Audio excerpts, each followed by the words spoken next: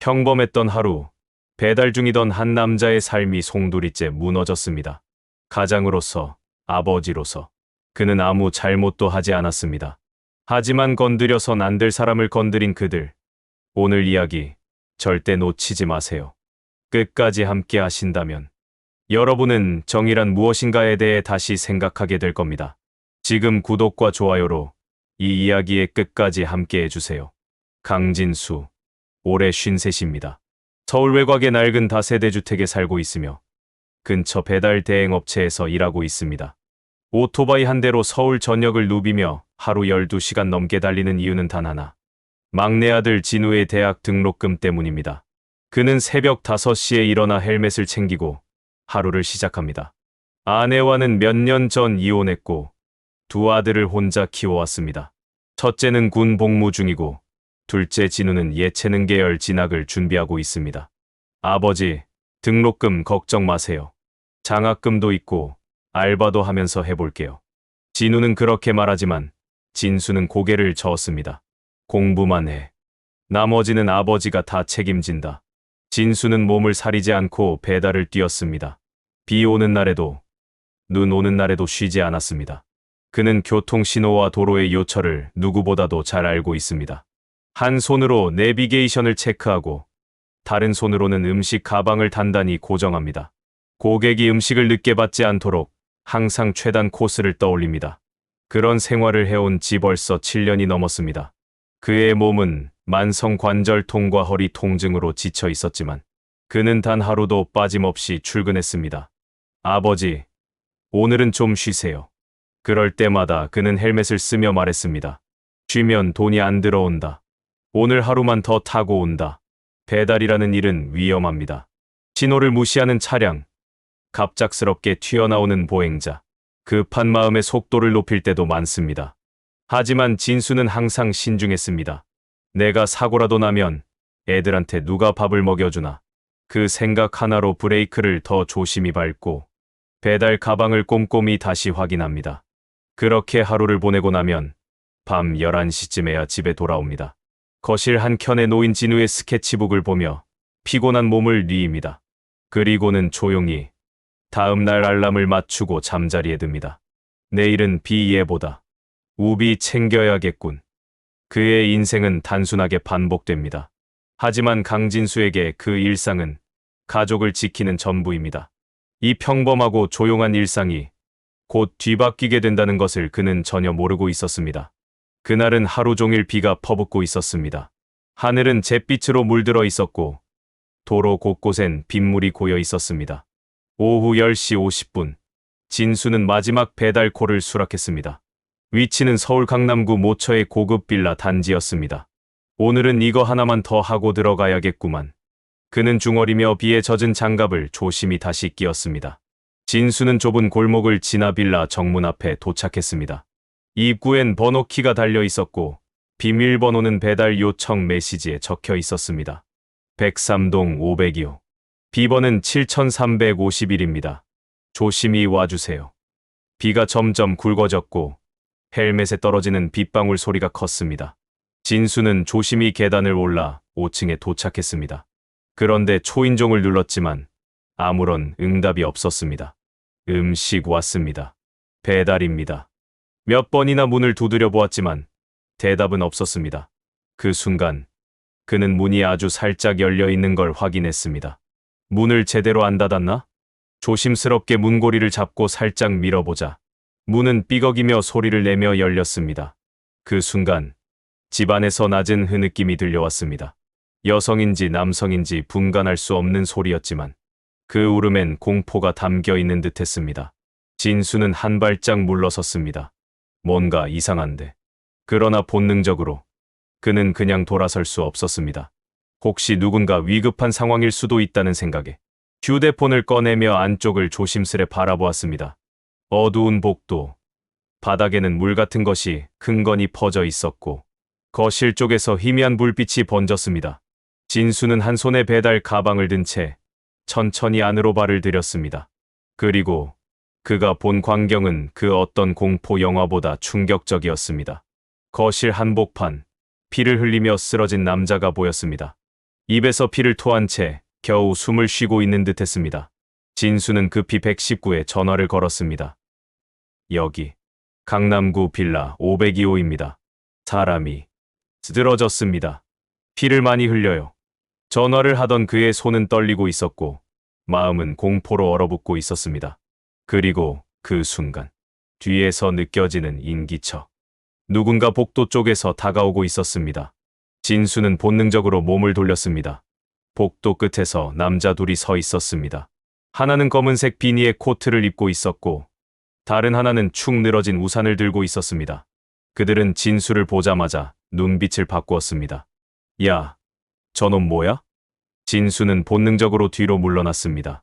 그리고는 빠르게 문을 향해 걸음을 옮기려는 찰나 한 명이 벽에 기대 있던 철제 우산꽂이를 집어들었습니다.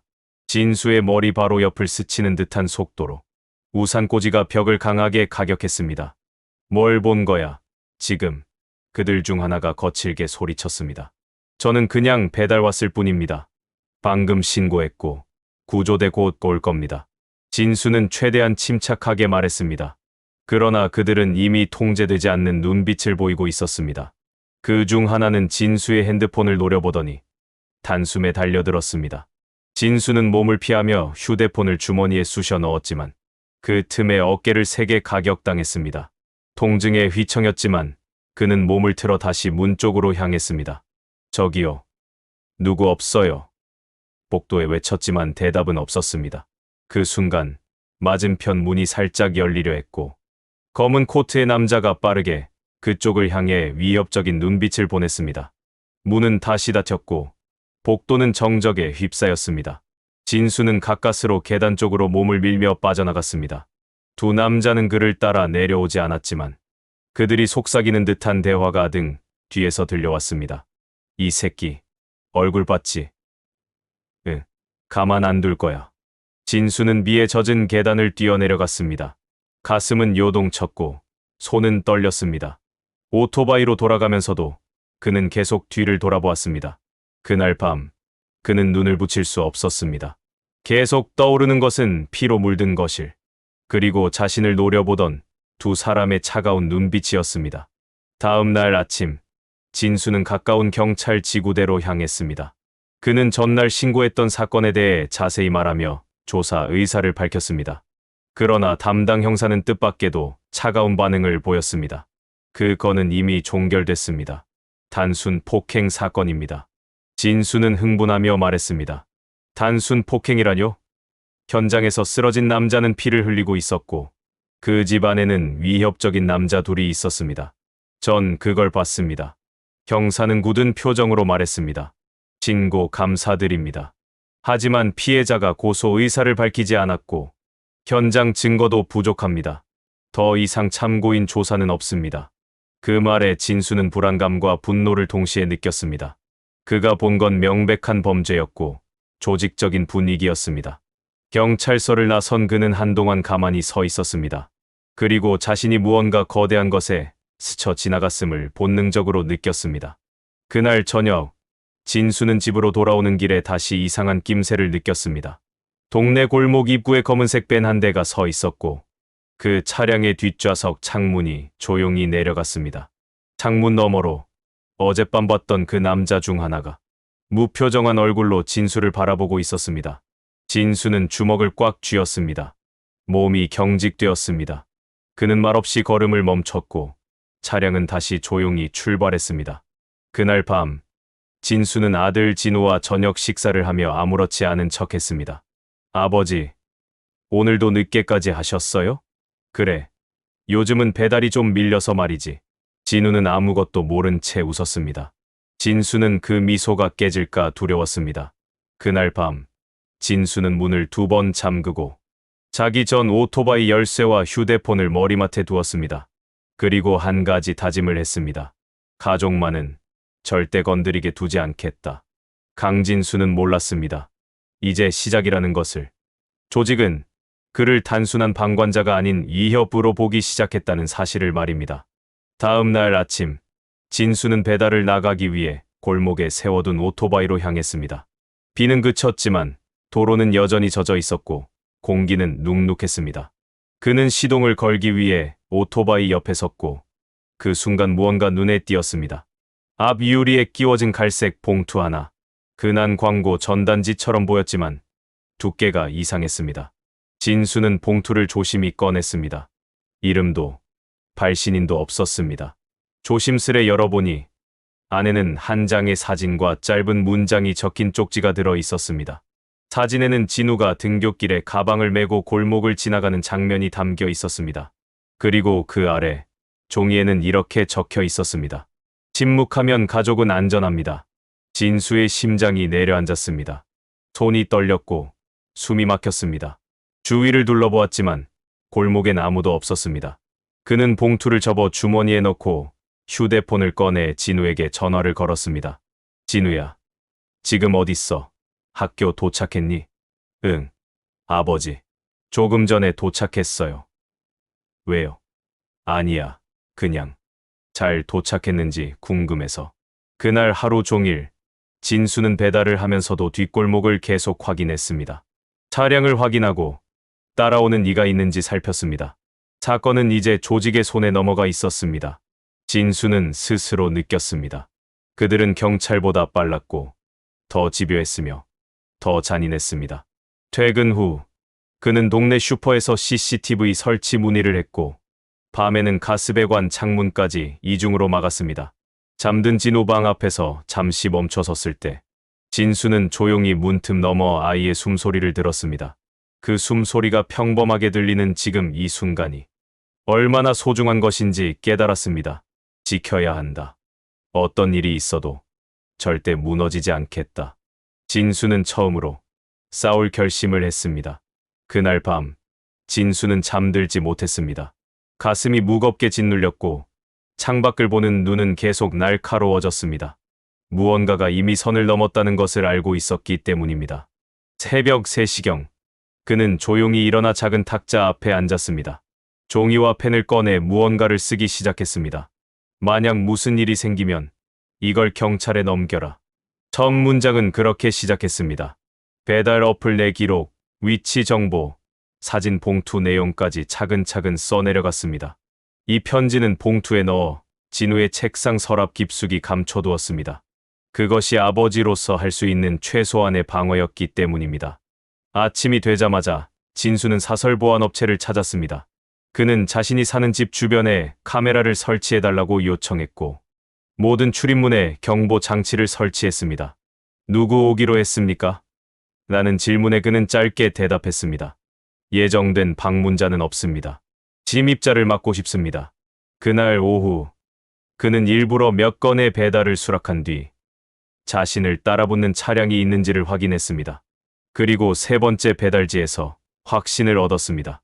검은색 SUV 한 대가 일정한 거리를 두고 계속 따라붙고 있었습니다. 진수는 가장 혼잡한 골목에 들어서자 갑자기 브레이크를 밟고 오토바이에서 내렸습니다. 그리고 차량 쪽으로 다가갔습니다. 차량은 곧바로 후진했고 유턴하여 반대 방향으로 도주했습니다. 진수는 번호판을 기억했습니다. 그리고 그것을 곧바로 메모했습니다. 집에 돌아온 진수는 폐쇄회로 영상과 오늘의 기록을 정리하여 하나의 USB에 담았습니다. 그리고 그것도 편지 옆에 함께 넣었습니다. 침묵하면 가족은 안전하다. 그 말은 결코 안전하지 않다는 뜻이었습니다. 진수는 더 이상 숨지 않기로 했습니다. 그는 이제 조직과의 싸움을 준비하기 시작했습니다. 스스로를 지키기 위해, 그리고 가족을 지키기 위해. 다음 날 아침, 진수는 동네 CCTV가 잘 작동하는지부터 확인했습니다. 새벽 사이에 차량이 접근한 흔적은 없었지만 그는 안심할 수 없었습니다. 진수는 이전까지 사용하지 않던 오래된 스마트폰을 꺼내 초기화했습니다. 그 안에 조직에 대한 기록, 위치, 날짜별 상황을 정리하기 시작했습니다. 그리고 그날부터 그는 일부러 의심스러운 코스를 골라 배달을 받기 시작했습니다. 그들이 자신을 계속 따라오고 있는지, 어떤 반응을 보이는지 확인하기 위해서였습니다. 세 번째 배달지. 가파른 언덕을 올라 도착한 작은 원룸촌 앞에서 진수는 오토바이를 세우고 일부러 GPS를 끄고 주변을 관찰했습니다. 5분, 10분 그 순간 골목 입구에 익숙한 차량이 천천히 지나갔습니다. 같은 SUV였습니다. 번호판 끝 두 자리가 정확히 일치했습니다. 진수는 오토바이 뒤로 숨은 채 그 차량을 사진으로 촬영했습니다. 그리고 다시 복귀하여 파일을 스마트폰에 저장했습니다. 내가 이긴다. 내 딸이 있었더라면 그녀도 이렇게 지켜줬을 것이다. 진수는 속으로 그렇게 말하며 전보다 더 차분한 눈빛을 가졌습니다. 그날 저녁, 진수는 동네 편의점 사장에게 부탁했습니다. 혹시 며칠 전부터 여기 주변 이상한 사람들 보셨습니까? 사장은 머리를 긁적이며 말했습니다. 검은 옷 입고 자꾸 와서 에너지 음료만 사가던 남자 있었어요. 한밤중에도 와서 혼자 주차장에 앉아 있기도 했고요. 진수는 무언의 확신을 얻었습니다. 조직은 단순히 그를 지켜보는 것이 아니라 언제든 손을 쓰기 위한 기회를 보고 있었던 것입니다. 진수는 편의점 뒤편에 설치된 CCTV 위치를 물었고 사장은 어렵지 않게 보여줬습니다. 그는 시간대를 특정해 차량의 영상도 확보했습니다. 모든 정보는 USB 2개에 각각 담겨져 하나는 책상에 보관하고 하나는 따로 숨겨두었습니다. 진수는 이제 지켜보는 입장이 아닌 싸움의 주체가 되어가고 있었습니다. 그는 이 싸움에서 승리할 준비를 하고 있었습니다. 그날 밤, 진수는 일찍 잠자리에 들려고 했습니다. 그러나 새벽 1시 17분, 낯선 번호로 전화가 걸려왔습니다. 강진수 씨, 조용히 들으십시오. 목소리는 낮고 또렷했습니다. 지금이라도 관여하지 않으면 아무 일도 일어나지 않습니다. 그러나 계속 움직인다면 책임은 본인의 몫입니다. 진수는 아무 말도 하지 않았습니다. 그러자 상대는 이어 말했습니다. 그날 봤던 걸 잊으세요. 우리도 더는 귀찮게 하고 싶지 않습니다. 네, 또 전화는 일방적으로 끊겼습니다. 진수는 즉시 통화 녹음을 확인하고 저장했습니다. 그리고 다시 USB에 추가로 기록을 남겼습니다. 이제 위협은 더는 그림자가 아니었습니다. 현실 그 자체였습니다. 다음 날, 진수는 지인을 통해 휴대폰을 하나 더 구입했습니다.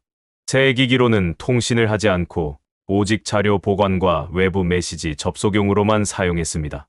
그는 직접 추적을 결심했습니다. 조직이 누구인지, 그날의 폭력 현장과 어떤 연결이 있는지를 밝혀야 했습니다. 진수는 자신이 배달을 했던 주소, 날짜, 시간표를 모두 엑셀로 정리했습니다. 그리고 문제가 시작된 날, 이전과 이후의 특징적 변화를 비교했습니다. 그날 배달지 주소, 3층 건물의 세입자 정보, 주변 CCTV 위치, 지역 사건 기록까지 찾아보기 시작했습니다. 그 과정에서 진수는 흥미로운 사실을 발견했습니다. 그 주소에서 일어난 사건은 단순 폭행이 아니었습니다. 며칠 후 병원에서 피해자가 끝내 의식을 회복하지 못하고 사망한 것이었습니다. 그런데도 언론은 이 사실을 보도하지 않았습니다. 진수는 무언가 거대한 손이 이 사건을 덮으려 하고 있다는 걸 확신했습니다. 그리고 그는 더 이상 물러서지 않기로 마음먹었습니다. 이건 내 일이자 이 사회의 일이다. 진수의 복수는 그렇게 한 걸음 더 깊은 곳으로 들어서기 시작했습니다. 진수는 인터넷과 지역 커뮤니티, 언론 보도, 기록을 샅샅이 뒤졌습니다. 그러나 3층 건물에서 발생한 그 사건에 대한 공식 보도는 단 한 줄도 찾을 수 없었습니다. 그는 지역 신문사의 이전 기사들과 비교해 보았습니다. 해당 주소에서 폭행이나 사고가 나면 평소에는 단신이라도 실리는 편이었습니다. 하지만 이번엔 철저히 침묵이었습니다. 진수는 의심을 품고 익명으로 한 인터넷 제보 게시판에 글을 남겼습니다. A씨 B동에서 발생한 폭력 사건, 왜 아무도 보도하지 않습니까? 반응은 없었습니다. 몇 시간이 지나도 조용했습니다. 그러나 다음 날 아침, 그 글은 삭제되어 있었습니다. IP 차단과 함께 진수는 확신했습니다. 언론도 이 사건을 묵인하거나 외압을 받고 있다는 것. 그는 다음 수단으로 지역 신문 기자를 직접 찾아가기로 했습니다. 오래전 중학교 동창 중에 지역지 기자로 일하는 친구가 있었습니다. 이름은 민태섭. 진수는 태섭에게 연락했습니다. 태섭아, 혹시 요즘 B동 쪽 사건 관련해서 뭔가 들은 거 있니? 처음엔 태섭도 조심스러워했습니다. 하지만 진수의 진지한 말투와 정황 설명에 마음을 열었습니다. 솔직히 말하면 나도 그 사건 듣긴 들었어. 기자들 사이에서도 다들 이상하게 여겨. 병원 응급실에 실려간 피해자가 결국 사망했는데 사망 기사도 안 나왔거든. 우리가 아예 못 쓰게 막히는 일이 진짜 드물긴 한데. 진수는 숨을 삼켰습니다. 너 혹시 병원 이름이랑 담당 의사나 날짜 같은 거 알 수 있니? 태섭은 며칠 내로 확인해 주겠다고 했습니다. 그리고 그날 저녁 문자가 도착했습니다. 지대병원 5월 12일 응급실. 담당은 서재민 교수. 피해자 이름은 백승철. 진수는 곧바로 병원으로 향했습니다. 응급실에는 당연히 접근이 불가했지만 외래 접수처 옆에 있는 안내 책자에서 의료진 목록을 확인할 수 있었습니다. 그곳에서 진수는 서재민 교수의 외래 진료 시간표를 알아냈습니다. 그는 기록을 남기지 않고 조용히 병원을 빠져나왔습니다. 병원 복도를 걷는 진수의 발걸음은 무거웠습니다. 이제 그는 단순한 피해 목격자가 아니었습니다. 피해자의 이름을 알고 병원 기록을 쫓고 있으며 조직이 숨기려는 진실을 마주하려는 유일한 사람이 되어가고 있었습니다. 진수는 며칠간 외래 진료 시간에 맞춰 병원 로비를 찾았습니다. 첫날엔 그저 사람들을 지켜봤습니다. 두 번째 날, 흰 가운을 입은 남성이 걸어오는 것을 확인했습니다. 명찰에는 서재민이라는 이름이 있었습니다. 진수는 그의 얼굴을 기억했습니다. 사건 당일 구급차가 현장에 도착했을 때 마지막으로 들것을 끌고 나오던 사람이 바로 그였습니다. 진수는 조심스럽게 다가갔습니다. 서 교수님 맞으시죠? 네. 그런데 누구십니까? 진수는 간단히 자신이 사건 당시의 배달부라고 설명했습니다. 서 교수는 놀란 듯 잠시 말이 없었습니다. 그리고 주위를 둘러본 후 조용히 말했습니다. 지금은 곤란합니다. 다른 데서 잠깐 이야기할 수 있겠습니까? 두 사람은 병원 근처의 작은 커피숍으로 자리를 옮겼습니다. 커피가 나오고 진수는 바로 묻지 않았습니다. 대신 조용히 사진 한 장을 꺼냈습니다. 당시 진수의 오토바이 블랙박스에서 추출한 장면이었습니다. 이날 환자 상태 어땠습니까? 서 교수는 사진을 가만히 바라보다가 조용히 입을 열었습니다.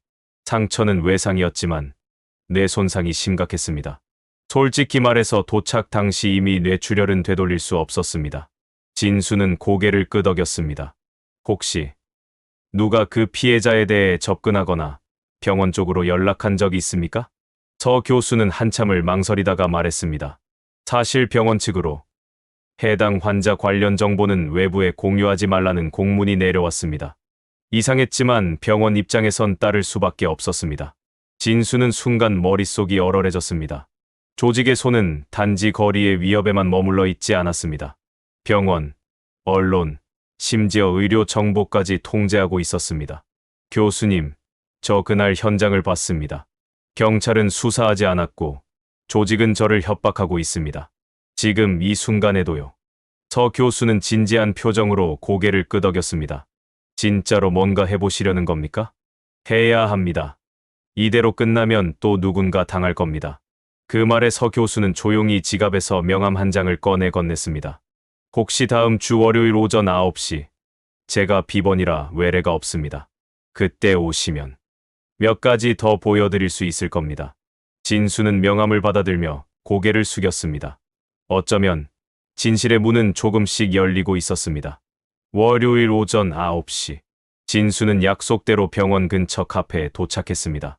조금 늦게 도착한 서 교수는 커다란 파일 하나를 가방에서 꺼내 테이블에 올려두었습니다.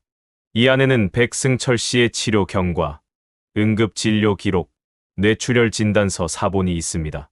복사본이긴 하지만 병원 내부 보관용과 동일합니다. 진수는 파일을 조심스레 펼쳤습니다. 의료 용어가 많았지만 기록은 상세. 서 교수는 고개를 끄덕였습니다. 이제는 저도 더는 참을 수 없습니다. 이 기록은 분명하게 폭행으로 인한 직접적 사망 가능성을 보여주고 있습니다. 그런데도 병원은 심장 쇼크에 의한 사망으로 정리했습니다. 진수는 손에 힘이 들어갔습니다.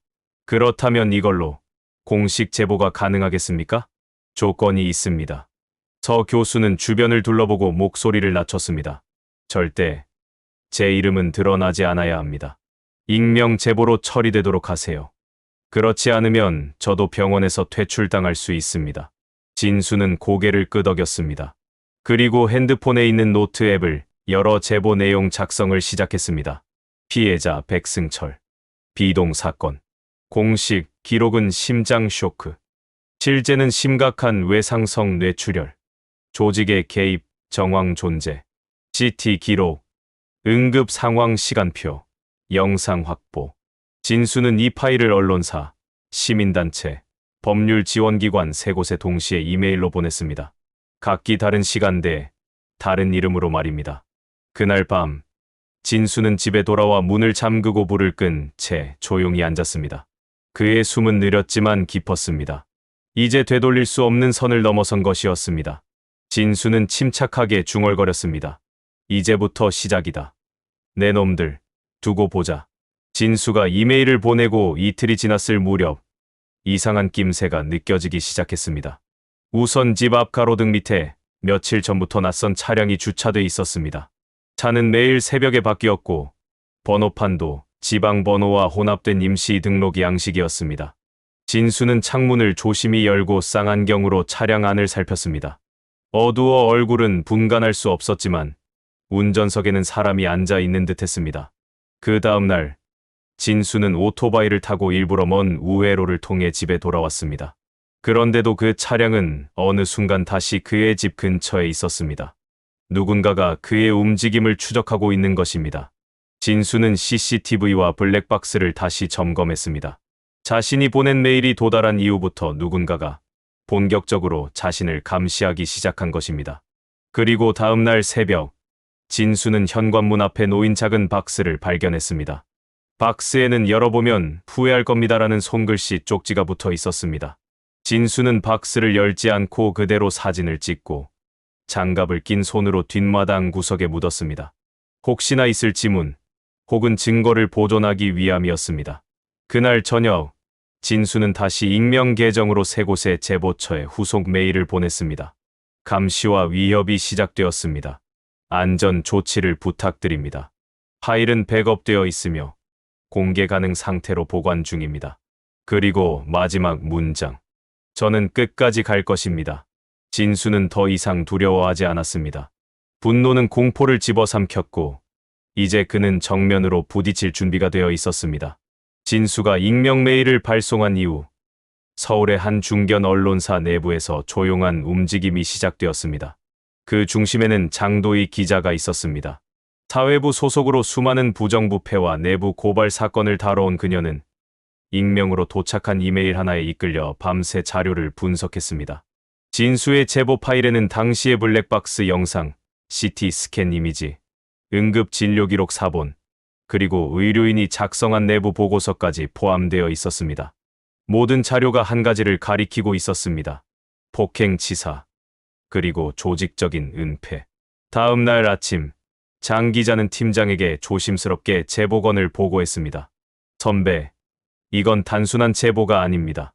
이 정도면 경찰, 병원, 조직까지 다 얽혀 있습니다.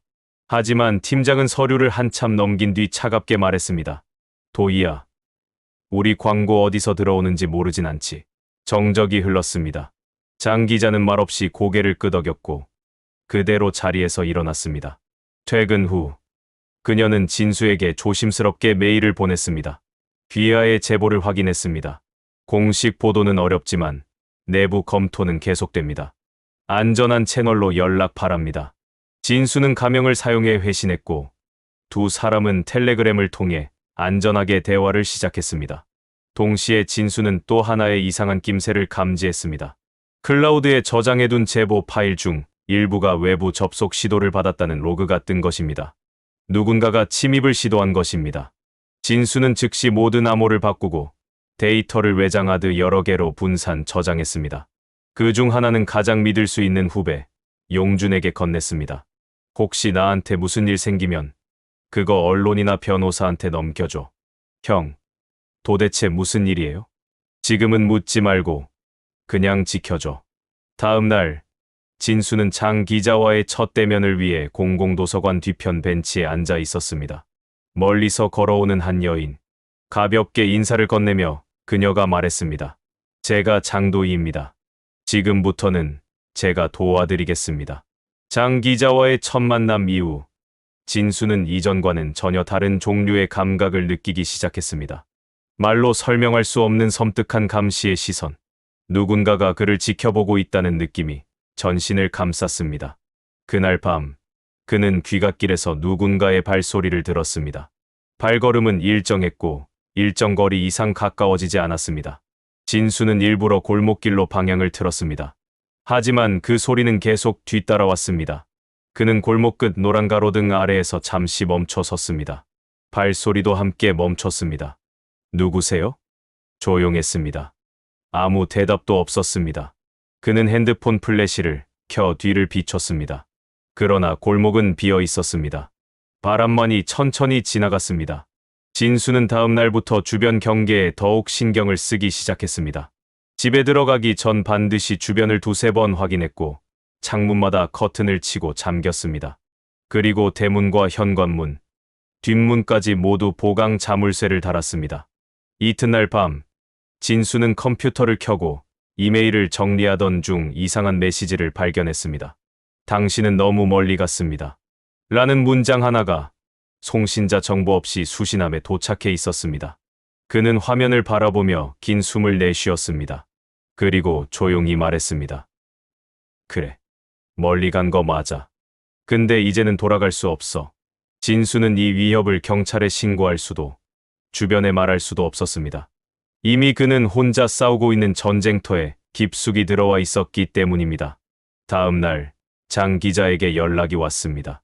진수 씨, 혹시 집 주변에 낯선 사람이 자주 보이거나 메일이나 협박 비슷한 걸 받은 적 있나요?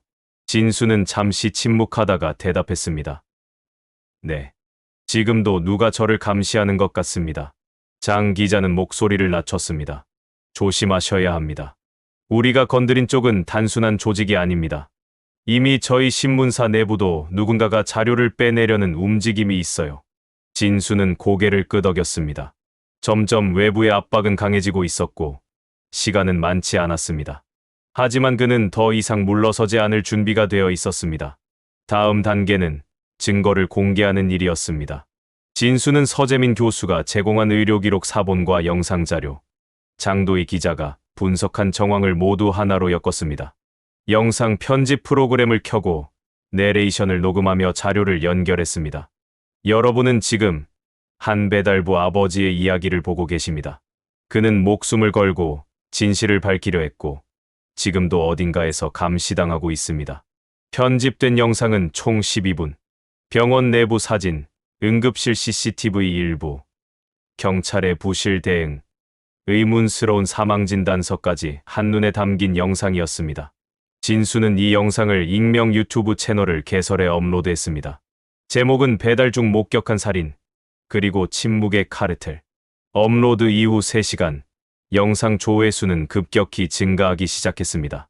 온라인 커뮤니티와 SNS에 퍼졌고 댓글은 폭주했습니다.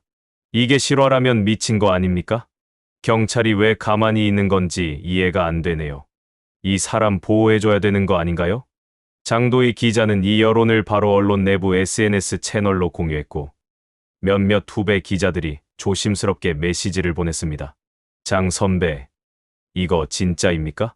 보도자료로 검토해 볼 수 있습니까? 진수는 그날 밤 처음으로 한숨을 길게 내쉬었습니다. 무엇인가가 움직이기 시작한 것이었습니다. 하지만 그 직후 한 통의 전화가 걸려왔습니다. 번호는 표시되지 않았고 상대는 낮은 목소리로 말했습니다. 경고했습니다. 당신이 다시 발을 들였군요. 진수는 말없이 끊었습니다.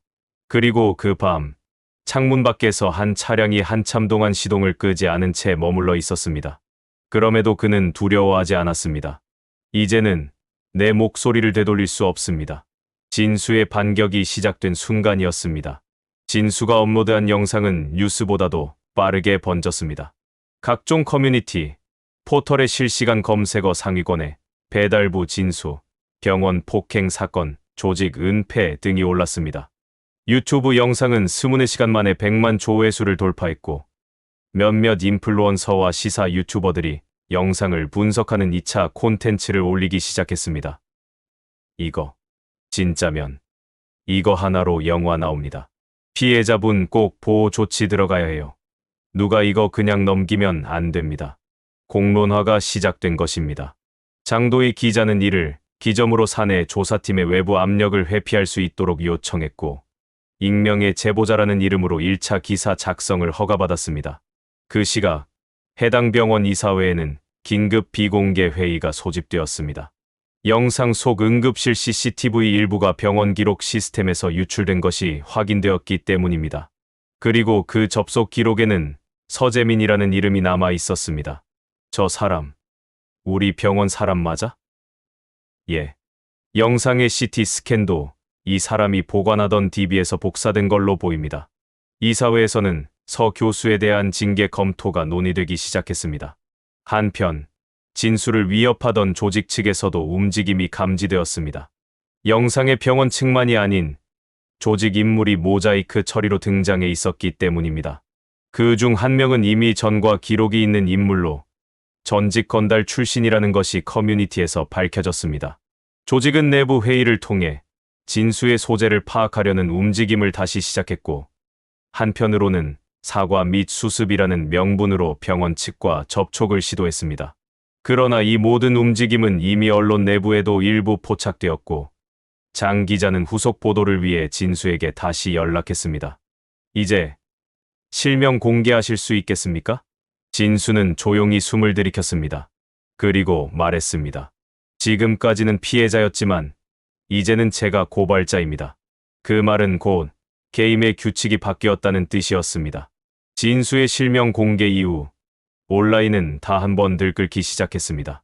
그는 자신의 신분을 전직 배달라이더 강진수라고 소개하며 과거 자신이 목격한 사건의 전말과 지금까지의 경과를 글로 정리해 SNS에 공개했습니다. 그의 글은 영상과 함께 공유되며 수많은 네티즌들의 지지를 받았습니다. 진짜 용기 있는 분이네요. 이런 분은 우리가 지켜야 합니다. 진수 씨, 응원합니다. 혼자 아니에요. 댓글이 수천 개를 넘겼고 시민단체와 공익제보 관련 법률지원단에서 연락이 왔습니다. 공익신고자 보호법과 특수범죄신고자 지원제도에 따라 법률적 보호 및 신변보호 요청이 가능하다는 내용이었습니다. 장도희 기자는 바로 후속 보도를 준비했습니다. 이번에는 병원과 조직 이름을 실명으로 공개하고 경찰의 수상한 수사 축소 정황까지 포함했습니다. 기사는 전국 일간지와 온라인 매체 일면을 장식했습니다. SNS에는 샵 진수와 함께 샵 봉고는 범죄가 아니다라는 해시태그가 유행처럼 번졌습니다.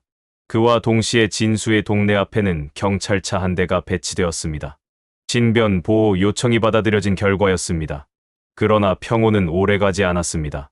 진수의 휴대폰으로 의문의 메시지가 도착했습니다. 사람들 믿지 마라.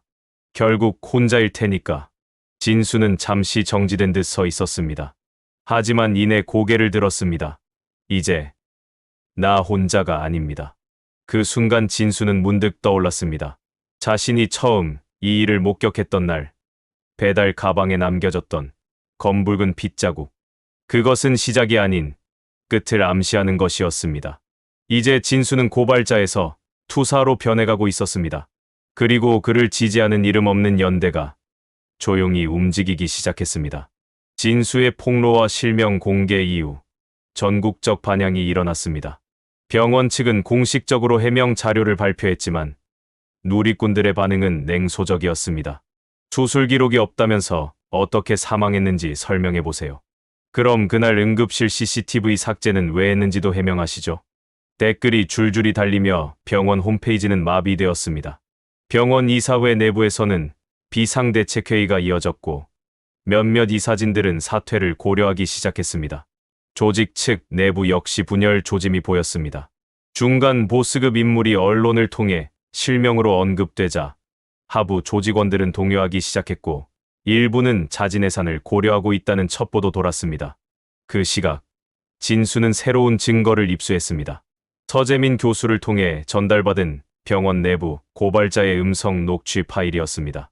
거기에는 수술 중 사망 환자의 기록을 지워야 한다는 관리자급 인물의 지시 내용이 담겨 있었습니다. 그건 그냥 실수로 누락된 걸로 정리해. 영상도 삭제하라고 했지. 네, 과장님. 백업 서버도 지우겠습니다. 이 파일은 결정적인 반격의 카드가 되었습니다. 장도희 기자는 이를 정리해 제이보를 준비했습니다. 그리고 동시에 시민단체는 병원과 조직을 상대로 민사소송을 제기했습니다.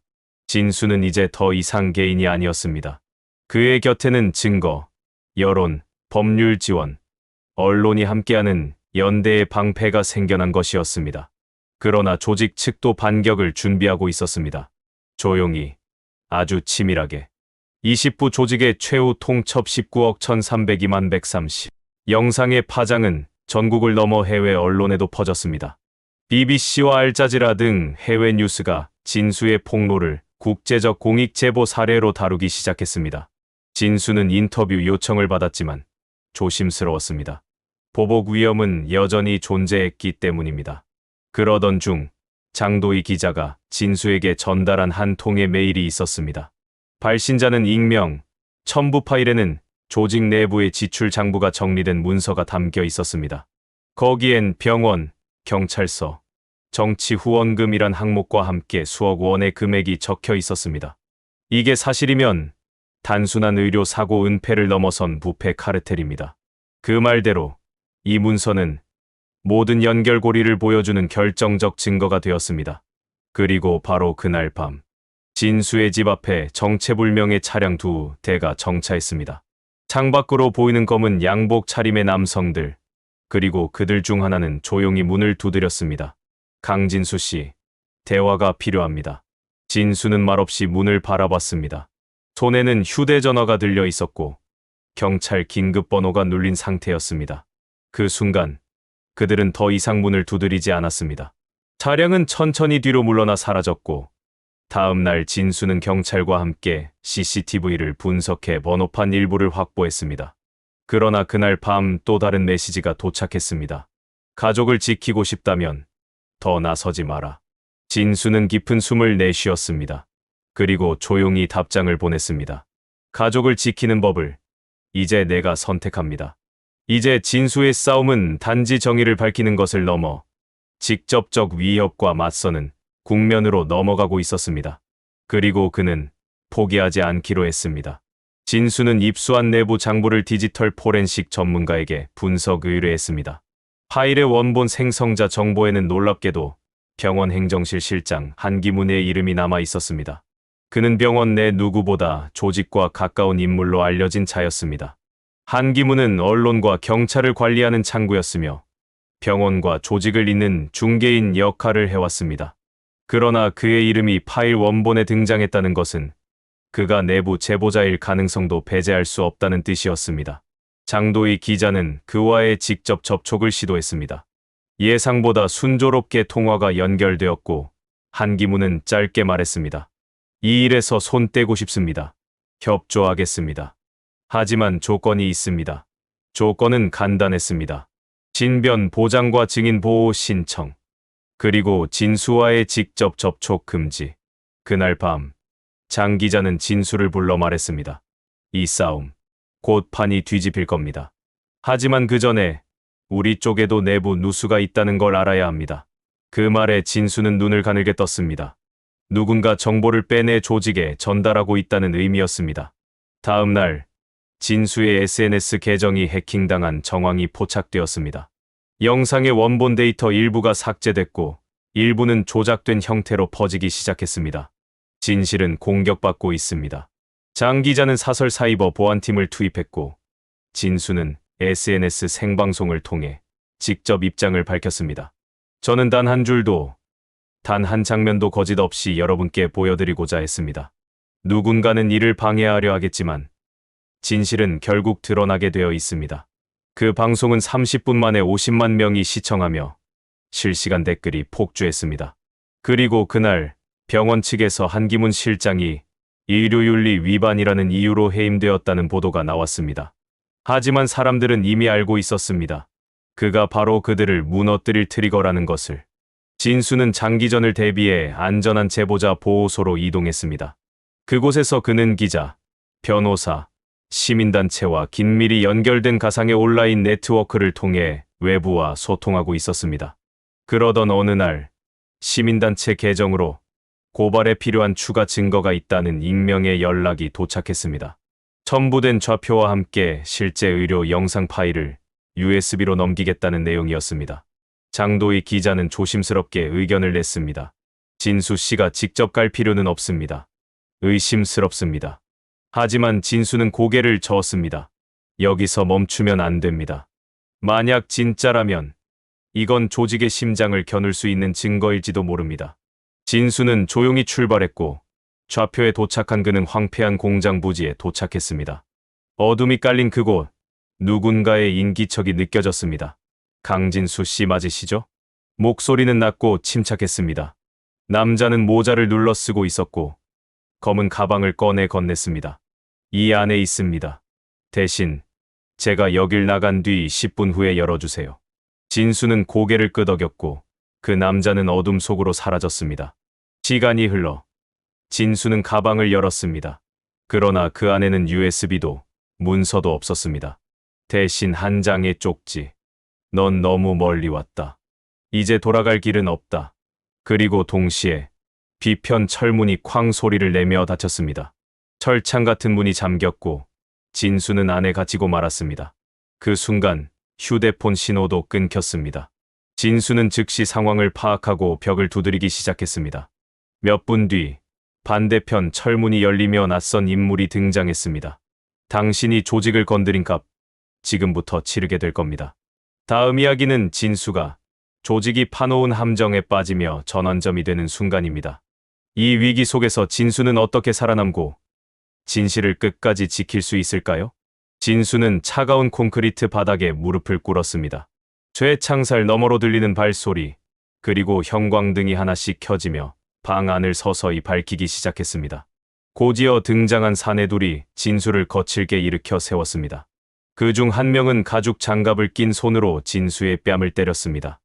우리가 몇 번이나 경고했죠? 진수는 피가 맺힌 입술로 대답했습니다. 경고. 그건 범죄자들이 피해자에게 하는 말입니다. 이어지는 폭행. 진수는 눈앞이 흐려질 때마다 마음속으로 가족의 얼굴을 떠올렸습니다. 아내의 미소, 아이의 손. 이것만 넘기면 끝까지 갈 수 있어. 고통 속에서도 그는 의지를 놓지 않았습니다. 그날 밤 어딘가에서 구조 요청 신호가 포착되었습니다. 진수가 일부러 숨겨둔 위치 추적용 송신기였습니다. 시민단체가 긴급히 위치 추적에 나섰고 장도희 기자 역시 경찰에 비공식적으로 정보를 넘겼습니다. 동시에 SNS상에서는 강진수 실종이라는 해시태그가 급속히 확산되며 실시간 검색어 1위에 올랐습니다. 다음 날 새벽, 조직은 또 한 번 진수에게 다가왔습니다. 우릴 건드리면 당신 가족도 안전하지 않아. 하지만 진수는 미동도 하지 않았습니다. 그는 손에 감춰둔 작은 녹음기를 천천히 틀었습니다. 우릴 건드리면. 조직의 협박이 녹음된 음성이 울려 퍼졌고 그 순간 진수의 눈빛이 바뀌었습니다. 이제 게임은 끝났습니다. 진수의 구조 작전은 긴박하게 전개되었습니다. 시민단체의 위치 추적 시스템이 진수의 마지막 위치를 특정했고 경찰 내 일부 정의로운 인물들이 비공식적으로 협조했습니다. 장도희 기자는 방송국의 긴급 뉴스 브리핑을 준비하며 모든 시선을 집중시키고 있었습니다. 그의 목소리는 차분했지만 분노로 떨리고 있었습니다. 강진수 씨는 지금 납치되었습니다. 그의 생명은 위태롭습니다. 이 사안을 외면하는 건 우리 모두의 책임입니다. 그 방송은 전국을 강타했습니다. 각지에서 진수를 지지하는 메시지가 쏟아졌고 해시태그 캠페인은 100만 명을 넘었습니다. 결국 조직은 외부 압력에 못 이겨 진수를 이동시키려 했고 그 틈을 타 구조팀이 투입되었습니다. 철문이 열리는 순간 진수는 쓰러진 몸을 일으켰습니다. 늦지 않았네요. 진수는 구조되어 병원으로 이송되었고 장도희 기자는 그의 병상 곁에서 조용히 물었습니다. 다시 싸우실 수 있겠어요? 진수는 힘겹게 고개를 끄덕였습니다. 이번엔 끝을 봅니다. 그가 회복되기까지 걸린 시간은 단 3일. 언론과 시민들의 후원으로 진수는 보호 아래 다시 모습을 드러냈습니다. 그리고 마침내 다음 고발을 위한 마지막 회견을 준비하게 됩니다. 그 회견의 제목은 단 하나였습니다. 배달부 아버지를 건드린 자, 당신들입니다. 기자회견장이 꽉 찼습니다.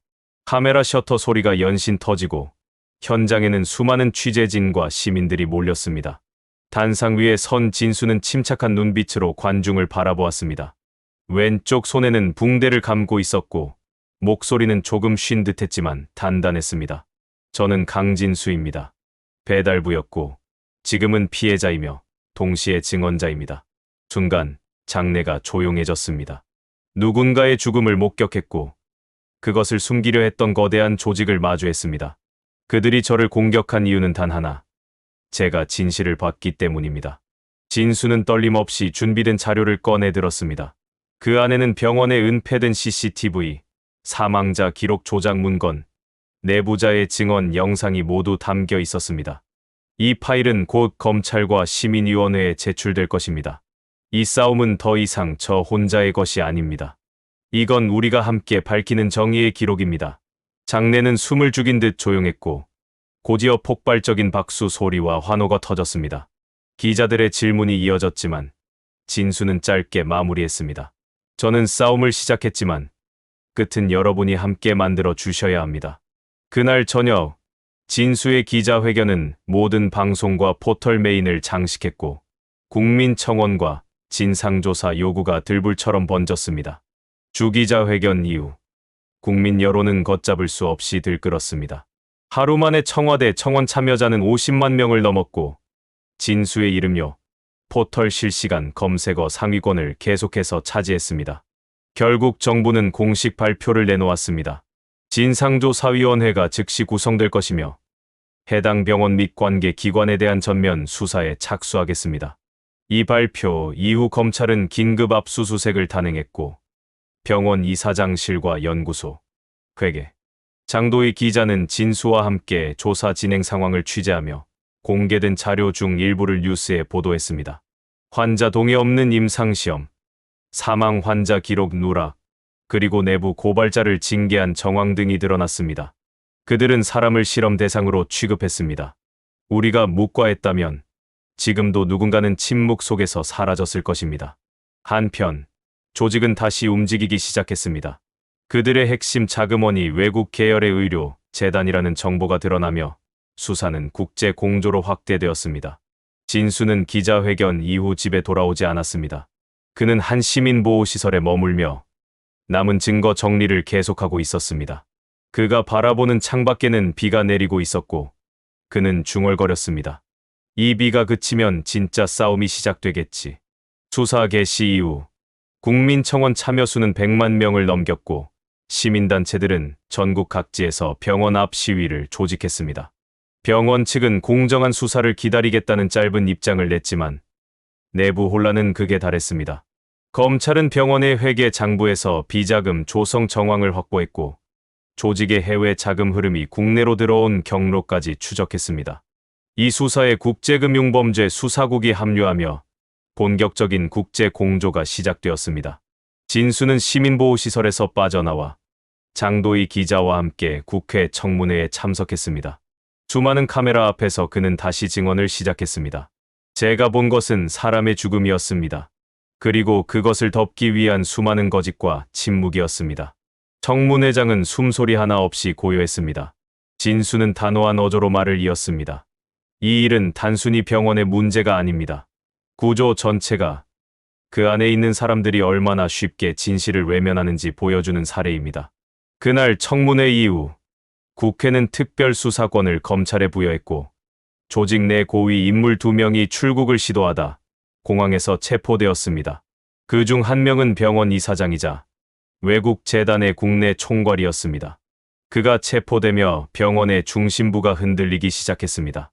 장도희 기자는 라이브 방송에서 말했습니다. 우리는 지금 권력과 자본이 결탁한 괴물과 싸우고 있습니다. 하지만 강진수 씨 같은 시민의 용기와 여러분의 연대가 이 괴물을 무너뜨릴 것입니다. 병원 고위층이 체포되면서 조직의 핵심 인프라가 빠르게 무너지기 시작했습니다. 내부 회의록과 비공개 이메일까지 유출되며 윤리위원회라는 이름으로 운영되던 실험 조직의 실체가 드러났습니다. 대중은 충격에 빠졌고 언론은 연일 특종을 쏟아냈습니다. 병원인가, 실험소인가, 인간 생명을 장부 숫자로 바꾼 사람들이라는 자극적인 헤드라인이 전국을 덮었습니다. 그러나 진수는 승리를 선언하지 않았습니다. 그는 오히려 더 조용해졌고 조심스러웠습니다. 이제 겨우 시작입니다. 쓰러진 건 벽이 아니라 가면일 뿐입니다. 병원의 또 다른 자회사, 의료기기 유통업체와 제약 자문 네트워크가 드러났습니다. 그곳에서 일했던 내부 고발자가 새로운 증거를 언론에 넘기며 조직의 돈 흐름까지 백일화에 드러났습니다. 진수는 검찰과 함께 그 고발자를 직접 만나 인터뷰를 했습니다. 방음 장치가 된 작은 방에서 고발자는 조용히 입을 열었습니다. 그들은 의료를 하지 않았습니다. 그들은 시장을 통제했습니다. 증언과 자료는 결정적이었고 수사는 그 즉시 확대되었습니다. 병원 측은 더 이상 방어에 집중하지 못했습니다. 이 사장은 해외 자산이 동결되었고 그동안 침묵하던 중간 관리자들도 하나둘 입을 열기 시작했습니다. 그날 밤 진수는 딸에게 영상통화를 걸었습니다. 긴 싸움에 지친 얼굴이었지만 미소를 지었습니다. 조금만 더 버티면 이젠 정말 끝날 것 같아. 딸은 작게 고개를 끄덕이며 말했습니다. 아빠, 우리 이제 같이 살아. 29부 정의의 심판 28억 1302만 9130. 전국을 떠들썩하게 했던 의료 스캔들은 결국 법정으로 옮겨졌습니다. 서울중앙지방법원 대법정에는 그날 아침부터 긴 줄이 늘어섰고 중계 카메라와 기자들이 법원 외곽을 둘러쌌습니다. 진수는 증인석에 앉아 있었습니다. 그의 앞에는 수십 명의 피고인들과 변호인단, 그리고 국가를 대리한 검사들이 정렬해 있었습니다. 피고인 이영영 당신은 수십 건의 불법 임상실험을 승인하고 그로 인해 최소 4명의 사망자가 발생했음을 알고 있었습니까? 검사의 질문에 법정은 숨죽인 긴장감으로 얼어붙었습니다. 피고는 대답을 회피했지만 이미 제시된 증거와 영상, 내부자 증언은 반박할 수 없었습니다. 진수는 단호한 어조로 말했습니다. 저는 피해자 가족이자 이 모든 것을 처음 목격한 증인입니다. 저는 이 자리에 서기까지 수많은 위협을 받았고 가족까지 위험에 처했지만 물러서지 않았습니다. 왜냐하면 진실은 숨긴다고 사라지지 않기 때문입니다. 법정 안에서는 울음을 터뜨리는 방청객들도 있었습니다. 피해자 유가족들이었습니다. 진수는 그들에게 고개를 숙였습니다. 재판은 밤까지 이어졌고 판결은 다음 날 선고될 예정이었습니다. 그날 저녁 진수는 조용히 병원 앞에 들렀습니다. 폐쇄된 철문 너머를 바라보며 그는 중얼거렸습니다. 많이 늦었지만 이제라도 막을 수 있어서 다행입니다. 그리고 돌아서려는 순간 누군가 그에게 다가왔습니다. 오래전 병원에서 함께 일했던 청소 직원이었습니다. 진수 씨 고맙습니다. 우리 같은 사람들 이제야 숨 좀 쉬게 되었어요. 그 말에 진수는 작게 고개를 끄덕였습니다. 정의는 아직 멀었지만 적어도 그 시작은 만들어졌다는 사실만으로도 그는 충분히 감사를 느끼고 있었습니다. 그 다음 날 판결이 내려졌습니다. 서울중앙지방법원 제21형사부는 피고인 이영영 외 5명에게 중형을 선고했습니다. 병원 이사장에게는 징역 18년, 연구 책임자에게는 징역 15년, 나머지 피고인들 또한 각각 10년 이상의 중형이 내려졌습니다. 판결이 내려지자 방청석에서는 울음과 박수가 동시에 터졌습니다. 유가족들은 서로 부둥켜 안으며 눈물을 흘렸고 진수는 조용히 두 손을 맞잡았습니다. 기자들이 진수에게 몰려왔습니다. 지금 기분이 어떠십니까? 진수는 잠시 말을 멈추고 먼 법정 창문을 바라보며 말했습니다. 기쁘다기보다는 조금은 무거운 마음입니다. 이게 끝이 아니라 시작이라는 걸 알기 때문입니다. 그날 저녁 진수는 오랜만에 집에 돌아왔습니다. 현관문을 열자 딸이 달려 나와 안겼습니다. 아빠, 우리 이제 정말 괜찮은 거죠? 진수는 아이를 꼭 안으며 대답했습니다. 그래, 이제는 우리가 숨 쉬고 살아도 되는 세상이야. 정의는 언제나 늦게 도착하지만 결코 멈추지 않습니다. 배달부 아버지를 건드린 조직의 최후.